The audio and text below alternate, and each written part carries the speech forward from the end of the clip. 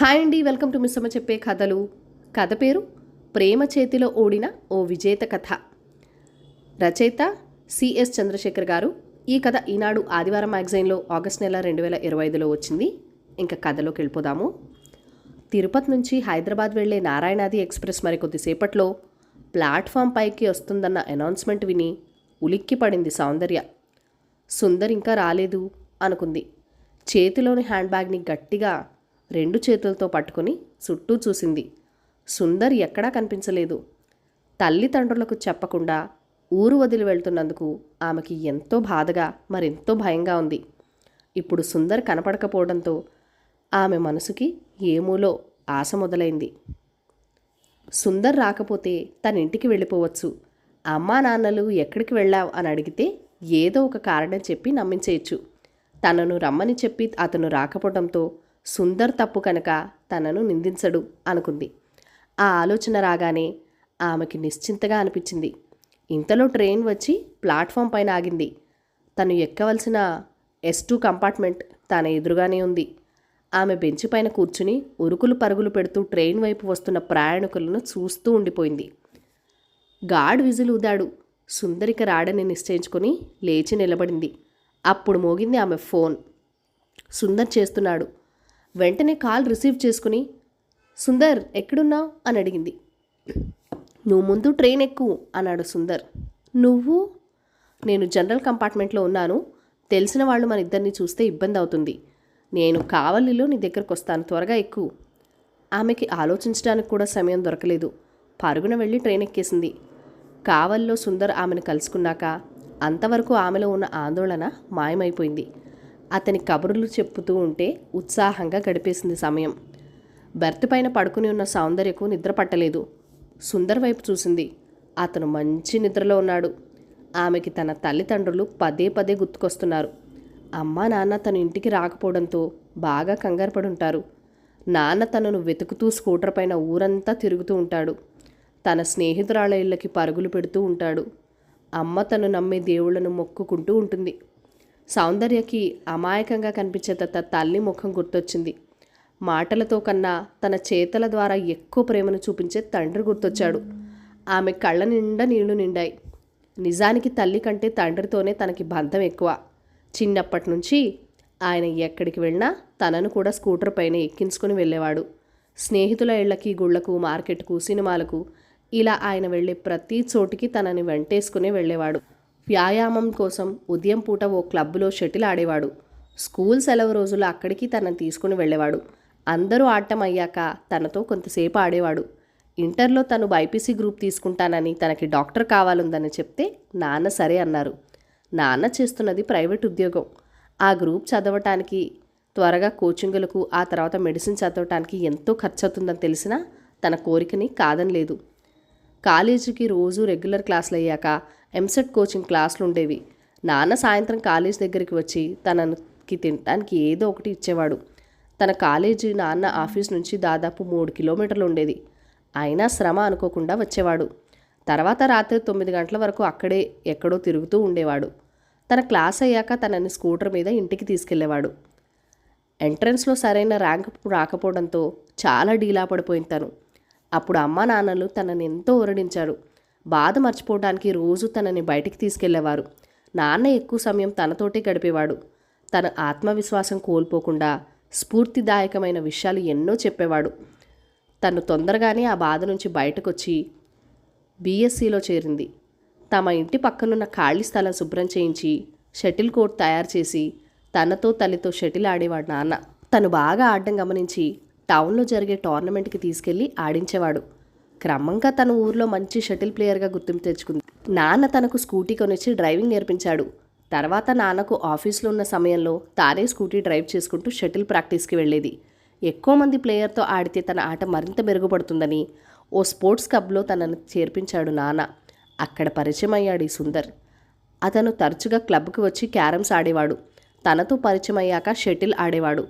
ఒక్కోసారి తను ఆడేవాళ్ళు ఎవరూ లేకుండా ఖాళీగా కూర్చుని ఉంటే, సుందర్ నేను వస్తాను పదండి, మీకు ప్రాక్టీస్ అవుతుంది అంటూ వచ్చేవాడు. అతి త్వరలోనే అతను స్నేహితుడిగా మారాడు. మరికొద్ది రోజుల్లో ప్రేమికుడయ్యాడు. తను బీకాం చదువుతున్నానని, తమది మధ్యతరగతి కుటుంబమని, బిజినెస్ చేసి కోటీశ్వరుడు కావడం తన జీవిత ధ్యేయమని చెప్పేవాడు. భార్యని కారులో విమానాల్లో తిప్పటం తన ఆశయమని చెప్పేవాడు. ఓ రోజు అతను ప్రపోజ్ చేయగానే తను ఓకే చెప్పేసింది. అప్పుడు ఎందుకో తనకి తల్లి తండ్రి గుర్తుకు రాలేదు. సుందర్తో ఉంటే సమయం ఎలా గడిచిపోతుందో తెలిసేదే కాదు. అతని కోసం ఆతురతగా ఎదురు చూడటం, అతను రాగానే సంతోషపడిపోవటం, అతను ప్రేమ కబుర్లు చెప్తుంటే మురిసిపోవటం, అతను వెళ్ళిపోతుంటే డీలా పడిపోవటం, రాత్రంతా అతని గురించే ఆలోచించటం, ఉదయం లేవగానే మళ్ళీ అతన్ని కలవబోతున్నానన్న ఆనంద క్షణాల్లో యుగాల్లో గడపడం అలవాటైపోయింది. తన ప్రేమ విషయం తండ్రితో చెప్పటానికి చాలాసార్లు ప్రయత్నించి విరమించుకుంది. ఆయన ఎంతో క్లోజ్గా ఉన్నా ఒక్కోసారి సీరియస్గా ఉండేవాడు. క్రమశిక్షణ ఉల్లంఘిస్తే సహించేవాడు కాదు. అందుకే ఆ ధైర్యం చేయలేకపోయింది. ఓ రోజు సుందర్ తనతో, మా నాన్న నీ గురించి చెప్పగానే ఉగ్రుడైపోయాడు. తమ మేనకోడలతో నా పెళ్లి చేయాలని పెద్దలు ఏనాడు డిసైడ్ అయ్యారట. పిచ్చి వేషాలేస్తే తాట తీస్తా, ఆ అమ్మాయి ఇంటికెళ్ళి ఆమె పెద్దల్ని కడిగిస్తానంటూ బయలుదేరారు. నేనే కాళ్ళు పట్టుకొని ఆపాను అన్నాడు. తను షాక్ తిన్నట్టు చూస్తుండిపోయింది. మీ నాన్న చాలా స్ట్రిక్ట్ అని చెప్పావు. ఆయన కులాంతర వివాహానికి ఒప్పుకోకపోవచ్చు. మనిద్దరం హైదరాబాద్ వెళ్ళి గుళ్ళో పెళ్లి చేసుకుని కొంతకాలం తర్వాత తిరిగొస్తే అప్పటికి పెళ్ళైపోయి ఉంటుంది కాబట్టి మన పెద్దలు ఇంకేం అనలేక మనల్ని తమతో కలిపేసుకుంటారు. పైగా ఇద్దరు పరువు కోసం పాకులాడేవాళ్లే కాబట్టి మరోసారి మనకు పెళ్లి కూడా చేస్తారు అన్నాడు నవ్వుతూ. ఒకవేళ వాళ్ళలా మనల్ని క్షమించకపోతే అప్పుడు హైదరాబాద్కి వెళ్దాం. అక్కడ నాకు స్నేహితులు ఉన్నారు. చేతిలో డిగ్రీలు ఉన్నాయి కాబట్టి మనకు ఉద్యోగాలు చూసి పెడతారు అన్నాడు. తాను ఒప్పుకుంది. అంతేకాదు, అతను ప్రోద్బలంతో ఇంట్లోని నగలు కూడా తీసుకుని తన బ్యాగ్లో పెట్టుకుంది. ట్రైన్ ఏదో స్టేషన్లో ఆగినట్టుంది. సుందర్ ఆమె దగ్గరకు వచ్చి ఆమె చెవిలో బ్యాగ్ జాగ్రత్త అని చెప్పడంతో ఆలోచనలోంచి బయటికి వచ్చి నగలున్న బ్యాగ్ని తన గుండెలకు హత్తుకొని దుప్పటి కప్పుకొని నెమ్మదిగా నిద్రలోకి జారుకుంది సౌందర్య. వారం రోజుల తర్వాత ఓ రోజు హోటల్ గదిలో నిద్రపోతున్న సౌందర్య కాలింగ్ బెల్ మోగిన శబ్దానికి నిద్రలోంచి మేలుకొని తలుపు తీసింది. ఎదురుగా రూమ్ బాయ్ నిలబడున్నాడు. ఏమిటన్నట్టు చూసింది అతని వైపు. సార్ రూమ్ బిల్ కట్టేశారు. మీరు 8 గంటలకు గది ఖాళీ చేస్తారని సార్ చెప్పారు అన్నాడు అతను. సార్ కిందున్నారా? లేదు మేడం, ఆయన లగేజ్ తీసుకుని వెళ్ళిపోయారు. నెత్తిన బాంబు పేలినట్టు ఫీల్ అయింది సౌందర్య. ఆ రూమ్ బాయ్ ముందు అవమానంగా కూడా అనిపించింది. నేను లగేజ్ సర్దుకున్నాక ఫోన్ చేస్తాను అంటూ తలిపేసింది. ఆమె ఇంకా షాక్లోనే ఉంది. సుందర్కి ఎక్కడికి వెళ్ళాడు? వెళ్తున్నట్టు తనకెందుకు చెప్పలేదు? ఒకవేళ అర్జెంటుగా వెళ్ళవలసి వచ్చినా తర్వాతైనా తనకు ఫోన్ చేసి ఉండొచ్చుగా. వెంటనే డ్రెస్సింగ్ టేబుల్ పైన ఉన్న తన మొబైల్ అందుకొని సుందర్కి కాల్ చేసింది. సెల్ స్విచ్ ఆఫ్ చేసి ఉందని బదులొచ్చింది. కొంతసేపు ఏం చేయాలా అని ఆలోచిస్తూ ఉండిపోయింది. ఎందుకో ఆమె మనసు కీడు శంకించింది. సుందరికి రాడని మనసు చెప్తోంది. చిన్నప్పటి నుంచి తను క్లాస్లో ఫస్ట్ వచ్చేది. టీచర్లు, బంధువులు, స్నేహితులు అందరూ తన తెలివితేటలను మెచ్చుకునేవారు. మరి సుందర్ విషయంలో తన తెలివితేటలు ఏమయ్యాయి? ప్రతి విషయంలోనూ మంచు చెడు బ్యారేజ్ వేసుకుని నిర్ణయం తీసుకునే తను ఎందుకు ఇలాంటి తప్పుడు నిర్ణయం తీసుకుంది? సుందర్ హైదరాబాద్కు వెళ్దాం అనగానే తను ఎందుకు వద్దని గట్టిగా చెప్పలేకపోయింది? వయసు ప్రభావమా లేక ప్రేమ మైకమా అనుకుని బాధపడింది. ఈ పరిస్థితుల్లో ఆత్మహత్య చేసుకోవడమా లేక జనారణ్యంలో వెళ్ళి బతుకును కుక్కలు చెప్పిన విస్తరి చేసుకోవడం కన్నా తిరిగి తన తల్లిదండ్రుల దగ్గరికి వెళ్ళి వారి క్షమాపణ వేడి భవిష్యత్తులో వారికి ఎటువంటి క్షోభ కలిగించనంటూ మాట ఇవ్వాలని నిర్ణయించుకుంది.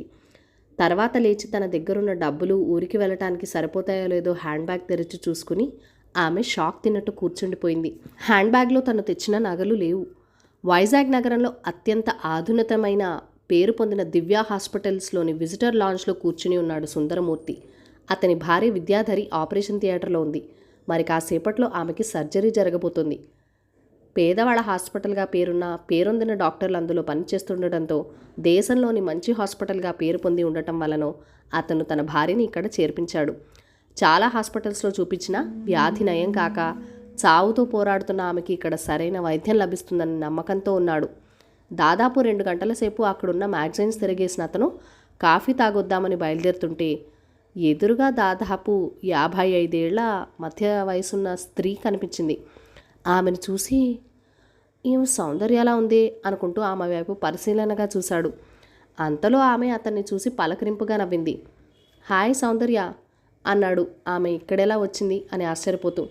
ఇంతలో ఓ గదిలోంచి నర్సు వచ్చి సిస్టర్ అని పిలువతంటూ వస్తున్నా అంటూ ఆ గదిలోకి వెళ్ళిపోయింది సౌందర్య. సౌందర్య ఇంకా చాలా అందంగానే ఉంది. ఆమె తనను ప్రేమించింది కానీ తను ప్రేమించలేదు. ప్రేమించినట్టు నటించాడు అంతే. పాపం తనను నమ్మి హైదరాబాద్కు వచ్చేసింది. వారం రోజులు ఆమెతో గడిపి ఆమె తెచ్చిన నగలు తీసుకుని చెప్పకుండా వచ్చేశాడు తను.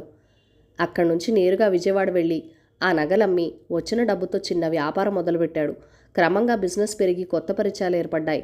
అలా పరిచయమైన ఒక పెద్ద కాంట్రాక్టర్ అతని కూతుర్నిచ్చి పెళ్లి చేశాడు. అప్పటి నుంచి మరింత ఎదిగి ఇప్పుడు తను విజయవాడలోనే నంబర్ 1 కాంట్రాక్టర్గా ఉన్నాడు. తన వ్యాపారం ప్రారంభించాక సౌందర్య గురించి ఎప్పుడూ ఆలోచించలేదు. అయితే వయసు మీద పడుతున్న సమయంలో సౌందర్య గుర్తుకొచ్చింది. ఆమెకి తను చేసిన అన్యాయం గుర్తొచ్చింది. భార్య అనారోగ్యం పాలవడంతో తనలోని పాప భీతి మొదలైంది. ఆమె కనిపిస్తే పాపరహితంగా కొంత డబ్బు ముట్ట చెప్పాలని తను అనుకున్నాడు. ఈరోజు అనుకోకుండా ఆమె కనిపించింది. ఆమె నుంచి తీసుకున్న నగలు ఆ రోజు అమ్మితే ₹1,00,000 వచ్చింది. బ్యాంకు వడ్డీ లెక్కేసుకుంటే ఇప్పటికి ఆ సొమ్ము 5 లక్షల వరకు ఉంటుంది. ఆ సొమ్ముకు చెక్కు రాసి సౌందర్యకిస్తే తన పాప విముక్తి కలుగుతుంది. నర్సుగా పనిచేస్తున్న ఆమెకి ఏదో ఒక అవసరానికి ఉపయోగపడుతుంది కదా అనుకున్నాడు. అంతలో గదిలోంచి బయటకు వచ్చిన సౌందర్య, రా సుందర్ అంటూ ఓ గదిలోకి తీసుకెళ్లి కూర్చోమని చెప్పింది. పేషెంట్ కుటుంబ సభ్యులతో డాక్టర్ వ్యక్తిగతంగా మాట్లాడేందుకు కేటాయించిన గది అది. సౌందర్య ఎవరికో ఫోన్ చేసి కాఫీ తెమ్మని చెప్పింది. తర్వాత సుందర్ వైపు చూసి, చెప్పు సుందర్ అంది. సుందర్ తను చేసిన పనికి పశ్చాత్తాపడుతున్నట్టు ఆమెతో చెప్పాడు. పాప పరిహారంగా ఆమెకు 5 లక్షలు ఇవ్వాలనుకుంటున్నానని కూడా చెప్పాడు. సౌందర్య ఏం మాట్లాడకుండా ఎదురుగా ఉన్న దినపత్రికలోని ఒక న్యూస్ ఐఎంని చూడమని ఇచ్చింది. చూసిన సుందర్ షాక్ అయ్యాడు. ఇటీవల విజయవాడలో వరదల వచ్చే వాళ్ళ నష్టపోయిన వారి కోసం దివ్య హాస్పిటల్స్ ఎండి సౌందర్య 25 లక్షల చెక్ని ముఖ్యమంత్రికి అందజేస్తున్న వార్తతో పాటు ముఖ్యమంత్రి పక్కన నిలబడి ఉన్న ఆమె ఫోటో కూడా వేశారు అందులో. ఈ హాస్పిటల్ నీదా? ఆశ్చర్యంగా అడిగాడు. ఆమె అవునన్నట్టు తలూపింది. మరి నిన్ను సిస్టర్ అని పిలిచిందా నర్సు? అనుమానంగా అడిగాడు. నన్ను అలాగే పిలవమని అందరికీ చెప్పాను. ఎండీ హోదా నా తలకెక్కకుండా. ఇంతలో సిస్టర్ కాఫీ తెచ్చింది. ఇద్దరూ కాఫీ తాగసాగారు. నిన్ను ఇలా చూస్తానని అసలు ఊహించలేదు నేను అన్నాడు. అతను ఇంకా షాక్లోనే ఉన్నట్టు అర్థమైంది ఆమెకి. ఇంకెలా ఊహించావు సుందర్? మోసపోయిన దాన్ని కాబట్టి ఇంట్లో వాళ్ళు తరిమేస్తే 4 ఇళ్లలో పాచిపని చేసుకుంటూ నా బిడ్డను పెంచుకుంటూ ఉంటాననుకున్నావా? లేక ఒళ్ళమ్ముకుని బతుకుతూ జీవోత్సవంలా ఉంటాననుకున్నావా? బిడ్డ? మళ్ళీ ఆశ్చర్యంగా అడిగాడు. అవును, నువ్వు వెళ్ళిపోగానే కాదు పారిపోగానే నేను ఇంటికి వెళ్ళాను. తలుపు తడితే మా నాన్న తలుపు తీసి ఇంట్లోకి రమ్మన్నారు. విషయం చెప్తే నన్ను గుండెలకు హత్తుకున్నారు. అమ్మ ఎంతగానో ఓదార్చింది. జీవితంలో తప్పులు చేయడం సహజమే కదా. ఒక తప్పు చేసినంత మాత్రాన్ని జీవితం చీకటి చేసుకోవాల్సిన అవసరం లేదంది. మొదట్లో నీపై ఎలాగ పగ సాధించాలా అని అనుక్షణం ఆలోచించేదాన్ని. మా నాన్న నా ఆలోచనల్ని తప్పుపట్టారు. నువ్వు పగ సాధిస్తే ఇక ఆ తర్వాత ఇంకా సాధించడానికి ఏమీ ఉండదు. ఆ కసిని నువ్వు ఎదగడానికి ఉపయోగించు. అతని కంటే ఎత్తుకు ఎదిగాక కర్మ అతన్ని నీ దగ్గరికి రప్పిస్తుంది. నిన్ను చూసి తలదించుకునే పరిస్థితి అతడికి వస్తుంది అన్నారు. వారిద్దరి ప్రోత్సాహంతో నేను మెడిసిన్ ఎంట్రన్స్ చదివాను. అప్పుడు నేను గర్భవతినని తెలిసింది. ఇల్లు కదలకుండా చదువుకుని వైజాగ్లోని ఓ మెడికల్ కాలేజ్లో సీట్ తెచ్చుకున్నాను. అమ్మా నాన్నలు పాపలను చూసుకుంటూ ఉంటే నేను MBBS పూర్తి చేశాను. MS కూడా చేశాను. చిన్న క్లినిక్తో మొదలైన నా ప్రస్థానం ఇంత పెద్ద హాస్పిటల్ MD అవ్వడం వరకు సాగింది. మా హాస్పిటల్లో పనిచేసే ఒక సహృదయుడైన డాక్టర్ నన్ను వివాహం చేసుకున్నారు. ఆశ్చర్యంగా వింటూ ఉండిపోయాడు సుందర్. మా హాస్పిటల్కి వచ్చే అమ్మాయిల్లో నాలా మోసపోయిన గర్భవతులైన అమ్మాయిలుంటే ప్రత్యేకంగా కౌన్సిలింగ్ ఇచ్చి వారికి పరిస్థితులతో ధైర్యంగా పోరాడడం నేర్పిస్తున్నాను. ఆర్థికంగా వెనకబడి ఉంటే నా సహాయ సహకారాలు అందిస్తూ వారిని ఉన్నత స్థాయికి చేరేలా చూస్తున్నాను. అలా నేను ప్రోత్సహించిన వారంతా ఈరోజు డాక్టర్లుగా, ఇంజనీర్లుగా, కలెక్టర్లుగా కూడా పనిచేస్తున్నారు. నిన్ను మోసం చేశానని నా మీద కోపం లేదా? అయ్యో, నువ్వు మోసం చేయడం ఏమిటి సుందర్? నువ్వు నా గురువువి. నాకు ఎన్ని పాఠాలు నేర్పావు. మనుషుల్ని గుడ్డిగా నమ్మకూడదని నేర్పించావు. పైకి ప్రేమ చూపుతూనే అదను చూసి కాటేసే విశ్వసర్పాల్లాంటి మనుషులు ఎలా ఉంటారో చూపించావు. డబ్బు దగ్గర నిర్లక్ష్యం ఉండకూడదని నేర్పావు. కనిపించిన తల్లిదండ్రులను మోసం చేయకూడదని తెలియజెప్పావు. నువ్వు చేసిన పని వల్ల జీవితంలో ఎలా పోరాడాలో నేర్చుకున్నాను. ఓ ధ్యేయం ఏర్పరచుకుని ఎలా ఎదగాలో నేర్చుకున్నాను. నువ్వు నన్ను వదిలి వెళ్లకుండా ఉంటే నీతో జీవితం పంచుకోవడంతో పాటు నీ పాపాలను కూడా నేను పంచుకోవాల్సి వచ్చేది. ఆ పాపాల నుండి నన్ను కాపాడిన నీ పైన నాకు కోపం ఎందుకుంటుంది సుందర్? అసలు నువ్వు ఆ రోజు అలా వదిలి వెళ్ళిపోకుంటే నేను ఈరోజు ఇలా ఉండేదానా? అందుకే నువ్వంటే నాకు గౌరవం, నిర్మలంగా నవ్వుతూ చెప్పింది సౌందర్య. అంతలోనే తెల్లని కోటు ధరించి మెడలో సెతోస్కోప్తో అమ్మా అంటూ ఆ గదిలోకి రాబోతూ గుమ్మం దగ్గరే ఆగిపోయిన యువతిని చూసి, రా దివ్య, ఏంటి విషయం అని అడిగింది సౌందర్య. కంగ్రాట్స్ అమ్మా, విద్యాధరి గారికి స్పృహ వచ్చిందట. డాక్టర్ పలిమన ఫోన్ చేసి చెప్పింది. ఆవిడ భర్త కదా అయినా అని అడిగింది ఆ అమ్మాయి సుందర్ని చూస్తూ.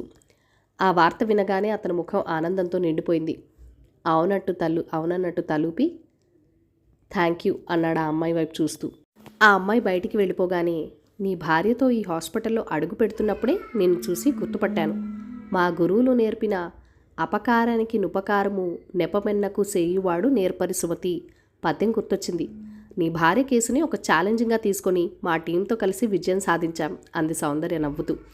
థ్యాంక్ యూ అన్నాడు సుందర్. ఇప్పుడు వచ్చి వెళ్ళిందే ఆ అమ్మాయి మన బిడ్డ? సంకోచిస్తూనే సౌందర్యని అడిగాడు సుందర్. కాదు, నా బిడ్డ అంది సౌందర్య గర్వంగా. కథ సమాప్తం. ఈ కథను లైక్ చేయండి, షేర్ చేయండి. మన ఛానల్ని ఫస్ట్ టైం చూస్తున్నట్లయితే కనుక సబ్స్క్రైబ్ చేసుకొని మీ సపోర్ట్ ఇవ్వండి. మీ అమూల్యమైన ఫీడ్బ్యాక్ అండ్ సజెషన్స్ నాతో కామెంట్ సెక్షన్ కూడా షేర్ చేసేయండి. Thank you for watching. Bye bye.